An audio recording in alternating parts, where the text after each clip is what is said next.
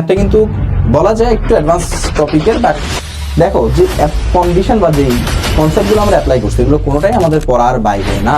করছি কি জানো, জাস্ট এই অংশটুকু ধরে জাস্ট অল্প একটু থিটা দিয়ে থিটা কোণ এটাকে আমরা দেখতে পাচ্ছি যে দুইটা স্প্রিং কিন্তু প্যারালালি কানেক্টেড। কিভাবে ভাইয়া? কারণ দেখো দুইটা স্প্রিং এরই দুইটা কমন প্রান্ত বা দুইটা প্রান্ত রিগিড সাপোর্টের সাথে যুক্ত, একটা এই প্রান্ত একটা ওই প্রান্তের সাথে রিগিড সাপোর্টে যুক্ত, আর বাকি দুইটা প্রান্ত ডিরেক্টলি আমার কার সাথে যুক্ত বলো তো, এই যে রডের সাথে যুক্ত। মানে তুমি চিন্তা করতে পারো এরকম যে রডটা ধরে এরকম উপরে আছে আর একটা স্প্রিং এরকম নিচে আইসে একটা রিগিড সাপোর্টের সাথে আর একটা স্প্রিং আইসে এই রিগিড সাপোর্টের সাথে এসে যুক্ত। তাহলে এখানেও আমরা দেখতে পাচ্ছি কিন্তু স্প্রিংটা কিসে যুক্ত? প্যারালালে। তার আমরা বলতে পারি এখানে স্প্রিং দুইটা কিসে আছে? প্যারালালে আছে। আসসালামু আলাইকুম, আশা করছি সবাই ভালো আছো। সেলেস্টিয়া ফিজিক্স বই পড়ানোর পক্ষ থেকে সকলকে স্বাগতম। আজকে আমরা যেই মেইনসের অ্যাডভান্সের একটা খুব সুন্দর একটা সিম্পল হারমোনিক মোশনের একটা প্রবলেম দেখব, খুবই সুন্দর একটা প্রবলেম দেখব, যেটা করলে আমাদের সিম্পল হারমোনিক মোশন নিয়ে আরও অনেক ডেপথে কনসেপ্ট ক্লিয়ার হবে এবং এটা আমাদেরকে আমাদের ফিউচার অ্যাডমিশন টেস্ট, যে কোনো advance problem solving competition, competitive physics problem বা অলিম্পিয়াড যেই কোনো জায়গায় আমাদের হেল্প করতে পারে, যেই কোনো জায়গায়। সো চলো কথা না বলে শুরু করা যায়। বাট কশনস হচ্ছে যাদের এইচএসসি ফিজিক্সের মেইন কনসেপ্ট বা বেসিক কনসেপ্ট ক্লিয়ার নেই তারা প্লিজ এটা দেখতে আইসো না, তোমাদের টাইম লস ছাড়া কিছুই হবে না। সো চলো আমরা শুরু করি। আমাদের বলা আছে কি যে এই ইউনিফর্ম রড অফ লেন্থ এল, একটা রড ইউনিফর্ম মানে সুষম একটা রড যার লেন্থ হচ্ছে এল এবং মাস হচ্ছে M, is pivoted at the centre, একটা সেন্টারে সে পিভট করা আছে। Its two ends are attached to two spring of equal spring constants K. ভালো করে বোঝো, এই যে আমার একটা রড এল, এটার দুই প্রান্তে আমার দুইটা স্প্রিং লাগানো আছে, দুইজনের স্প্রিং কনস্ট্যান্টও সেম, এটার স্প্রিং কনস্ট্যান্ট কে, এটারও স্প্রিং কনস্ট্যান্ট কে, এবং এই যে এলটা আছে, এল এর দৈর্ঘ্য হচ্ছে বা রডের দৈর্ঘ্য হচ্ছে এল এবং রডের যে ভর আছে সে ভরটা হচ্ছে আমাদের এম, ভরটা হচ্ছে আমাদের এম। ওকে, ডান। এখন কি বলা আছে?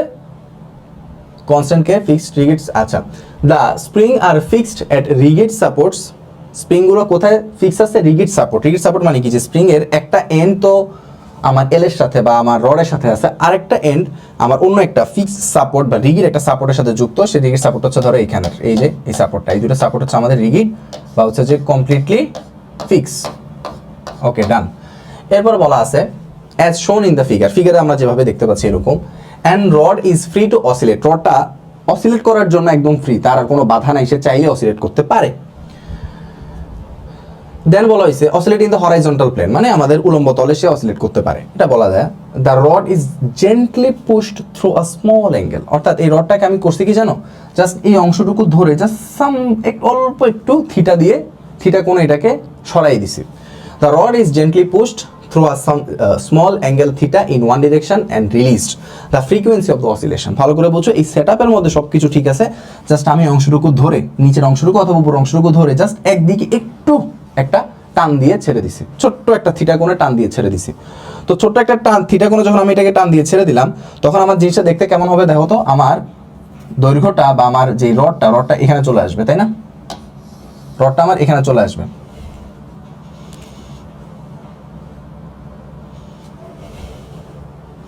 রডটা আমার এখানে চলে আসবে, খেয়াল করো, রডটা আমার এই জায়গায় চলে আসবে, চিন্তা করো সাপোজ মুহূর্তের জন্য। আর এই যে থিটাটা আছে, এই থিটাটা হচ্ছে আমার সেই জেন্টলি পুশড করার কারণে থিটাটা। তাহলে খেয়াল করে দেখো, এই যে দৈর্ঘ্যটা, এই যে পুরো দৈর্ঘ্যটা, সেন্টার থেকে দৈর্ঘ্যটা কিন্তু L/2, বুঝতে পারছো? সেন্টার থেকে বাকি অংশটুকু দৈর্ঘ্য কিন্তু L/2, কারণ আমাদের বলা আছে যে এটা পিভটেড এট দ্য সেন্টার, অর্থাৎ এটা কিন্তু একদম সেন্টারে আটকানো। সেন্টারে কি করা বলো তো? আটকানো, পিভটেড। তাহলে এখন আমি যদি এটাকে টান দিয়ে ঘুরাই তাহলে সেন্টারকে কেন্দ্র করে এটা দুই দিকে অসিলেট করতে থাকবে, অর্থাৎ এরকম এরকম করবে আর কি। ধরো এটা হচ্ছে সেন্টার, এরকম মুভ করতে থাকবে আমার, বুঝতে পারছি? ওকে, এখন আমাকে বের করতে বলছে এখানের ফ্রিকোয়েন্সি কত। সো আমরা যদি পর্যায়কাল বের করতে পারি তাহলে ফ্রিকোয়েন্সি বের করতে পারবো। সো পর্যায়কাল বের করার জন্য আমি তোমাদের প্রিভিয়াস একটা ক্লাসে তোমাদেরকে দেখাইছিলাম যে কোনো একটা system simple harmonic motion oscillation দিলে তারপর যে গেলে সূত্রটা খুব সহজে বের করা যায়, সেটা হচ্ছে 2π√/ ডিসপ্লেসমেন্ট বাই অ্যাক্সেলারেশন। এই সূত্রটা আমরা এখন এখানে খুব সুন্দরভাবে ব্যবহার করব। এটা আমাদের এই ইউটিউব চ্যানেলেরই আরেকটা ক্লাসে, আমরা IIT JEE প্রবলেম সলভিং আরেকটা ক্লাসে এটা নিয়ে কথা বলছিলাম। সো সবাই কাইন্ডলি এটা করার আগে ওইটা দেখে আইসো, তোমাদের জন্য বেশি বেটার হবে। অ্যাক্সিলারেশন, তো খেয়াল করো ডিসপ্লেসমেন্ট বাই অ্যাক্সিলারেশন। এখন খেয়াল করো এখানে কিন্তু আমাদের ডিসপ্লেসমেন্টটা কিন্তু হচ্ছে তোমার কৌণিকভাবে, খেয়াল করে দেখছো এটা কিন্তু ডিসপ্লেসমেন্টটা কিন্তু কৌণিকভাবে হচ্ছে, এরকম করে শিফট করতেছে, তাই না? Okay fine. এখন তাহলে এই জায়গায় আমাদের সবকিছু কৌণিকভাবে চিন্তা করতে হবে, সবকিছু আমরা কৌণিকে নিয়ে চিন্তা করব। তো প্রথমেই আমাদের এখানে বের করতে হবে রিস্টোরিং টর্ক, যেহেতু কৌণিক আমরা রিস্টোরিং ফোর্স না বলে বলবো কি রিস্টোরিং টর্ক। তাহলে চিন্তা করো আমরা এখানে প্রথমে রিস্টোরিং টর্ক যদি বের করি, খেয়াল করো রিস্টোরিং টর্ক, রিস্টোরিং টর্ক টাও। তা আমরা জানি যে রিস্টোরিং টর্ক হচ্ছে আমার প্রয়োগকৃত টর্কের উল্টা দিকে কাজ করবে সবসময়, তাহলে প্রথমে একটা মাইনাস দিয়ে দিব। এরপর আমরা জানি যে ফোর্সের সূত্র কি, F is equals two kx। এখানে আমাদের ফোর্স কত, এটা হচ্ছে প্রথম কথা। আমাদের এখানে ফোর্সটা কত, আমাদের এখানে ফোর্স হচ্ছে, চিন্তা করে দেখো দুইটা স্প্রিং আছে এখানে আমাদের সিস্টেমে, দুইটা স্প্রিং, তাহলে স্প্রিং এর তুল্য স্প্রিং ধ্রুবক কত হবে, দুইটা স্প্রিং কিসে আছে এটাকে একটু আগে আমরা ফাইন্ড আউট করি। আমরা দেখতে পাচ্ছি যে দুইটা স্প্রিং কিন্তু প্যারালালি কানেক্টেড। কিভাবে ভাইয়া? কারণ দেখো দুইটা স্প্রিং এরই দুইটা কমন প্রান্ত বা দুইটা প্রান্ত রিগিড সাপোর্টের সাথে যুক্ত, একটা এই প্রান্ত একটা ওই প্রান্তের সাথে রিগিড সাপোর্টে যুক্ত, আর বাকি দুইটা প্রান্ত ডিরেক্টলি আমার কার সাথে যুক্ত বলতো, এই যে রডের সাথে যুক্ত। মানে তুমি চিন্তা করতে পারো এরকম যে রডটা ধরে এরকম উপরে আছে, আর একটা স্প্রিং এরকম নিচে আইসে একটা রিগিড সাপোর্টের সাথে, আর একটা স্প্রিং আইসে এই রিগিড সাপোর্টের সাথে এসে যুক্ত। তাহলে এখানেও আমরা দেখতে পাচ্ছি কিন্তু স্প্রিংটা কিসে যুক্ত, প্যারালালে। তার মানে আমরা বলতে পারি এখানে স্প্রিং দুইটা কিসে আছে, প্যারালালে আছে। তার মানে আমাদের প্রথমে টাউ ইজ ইকুয়ালস টু, আমরা যে রিস্টোরিং টর্ক বের করব, রিস্টোরিং টর্ক মানে কি হবে আমাদের, আমরা জানি যে টর্ক মানে হচ্ছে প্রযুক্ত বল ইনটু সেন্টার থেকে বল প্রয়োগের যে দূরত্ব, সেই দূরত্বের গুণফল। তাহলে আমরা এখানে লিখতে পারি প্রথমে আমরা কি লিখবো, এফ, দেন আমাদের ফোর্সটা কোথায় হয়েছে, অ্যাপ্লাই কোথায় হয়েছে বলো তো, L/2 তে হয়েছে, তাই না? এই দেখো সেন্টার থেকে কতটুকু ডিস্টেন্স আমার ফোর্সটা অ্যাপ্লাই হচ্ছে, এই প্রান্তে ফোর্সটা অ্যাপ্লাই হচ্ছে না, তাহলে এখানে ফোর্সটা যদি অ্যাপ্লাই হয় তাহলে আমরা বলতে পারি F ইন্টু L/2। কথা কি ক্লিয়ার? সবাই কি কথাটা বুঝতে পারছি? ওকে, এখন আসো আমরা খেয়াল করো এখন F ইজ ইকুয়ালস টু, আমার F এর মানটা একটু বের করতে আমাদের একটু মাথা ঠান্ডা করে চিন্তা করতে হবে। দেখো F হচ্ছে রিস্টোরিং টর্ক, সরি F হচ্ছে আমাদের রিস্টোরিং ফোর্স, আমরা সেখান থেকে টর্ক বের করতেছি আগে। তাহলে চিন্তা করে দেখো এখন আমাদের F এর সূত্র কি হবে, F ইজ ইকুয়ালস টু হবে তোমার রিস্টোরিং টর্কের সূত্র হবে কি তোমার রিস্টোরিং ফোর্সের K 2K x। এখন 2K কি, 2K হচ্ছে আমাদের এখানের এই যে স্প্রিং কনস্ট্যান্ট, K ইকুইভ্যালেন্ট তুল্য স্প্রিং ধ্রুবক K প্লাস K, কত হবে 2K।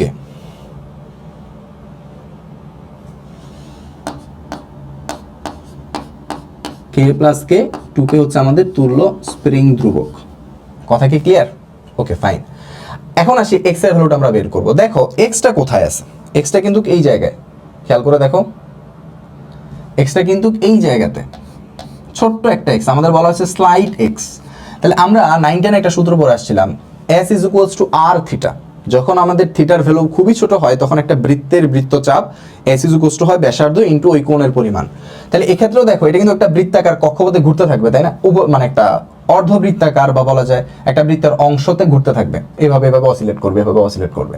তাহলে এই x এর জন্য আমি বলতে পারি x ইজ ইকুয়ালস টু তোমার r, মানে এই যে ডিসটেন্স L/2 ইনটু থিটা। তাহলে আমি লিখতে পারি x is equals two L/2 into theta. তাহলে এখন আমি f এর সূত্র ডিরেক্টলি কি লিখতে পারি, f ইজ ইকুয়ালস টু হবে তোমার তাহলে 2 into k into L/2 into theta. তাহলে এটা আমাদের সর্ট আউট, ডান, আমাদের f এর ভ্যালুটা চলে আসছে kx। ওকে, তাহলে এখন f এর ভ্যালু কি আমাদের,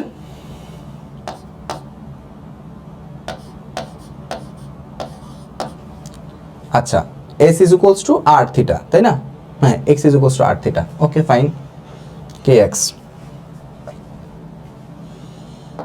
তাহলে এখন আমরা এই জায়গাতে f is equals two directly লিখে ফেলতে পারি kl theta into L/2। Clear? দেখো আমরা টর্ক ইজ ইকুয়ালস টু আবার কি জানি বলো তো, tau is equals to i alpha, তাই না? খেয়াল করো তো, আমরা টাউ ইজ ইকুয়ালস টু আবার কি জানি, i আলফা। এখন আইটা কি, একটা L দৈর্ঘ্যের রড, সেটা তার ভরকেন্দ্রগামী অক্ষের সাপেক্ষে ঘুরতেছে। তার আমরা জানি যে L দৈর্ঘ্যের একটি রড, L দৈর্ঘ্যের একটি দণ্ড যদি তার ভর কিন্তু আমি অক্ষের সাপেক্ষে ঘুরতে থাকে, তাহলে সেটাকে আমরা বলতে পারি 1/12 of ml square, 1/12 of ml square into alpha, এটা ইজ ইকুয়ালস টু আমরা এখানে পাচ্ছি।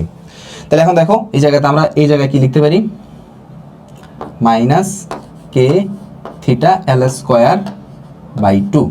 তারপর এইখান থেকে আমরা খুব সহজেই এই যে দেখো ডিসপ্লেসমেন্ট বাই অ্যাক্সিলারেশন, ডিসপ্লেসমেন্ট কি হবে আমাদের কৌণিক ডিসপ্লেসমেন্ট, মানে এখানে আমাদের তো সবকিছু কৌণিক হিসাব করতে হবে, তাহলে থিটা আর অ্যাক্সিলারেশন কি বলতো আমাদের আলফা।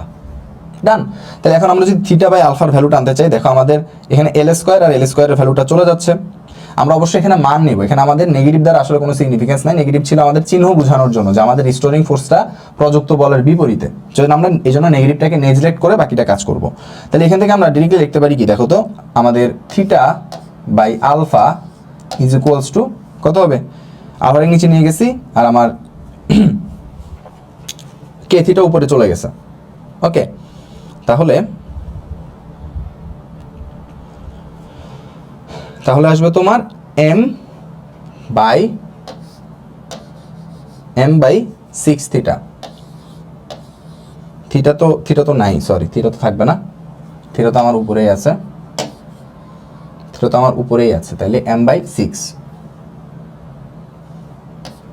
দেখি ঠিক আছে কিনা, m আমার এখানে থিটা, আচ্ছা কে আছে m বাই 6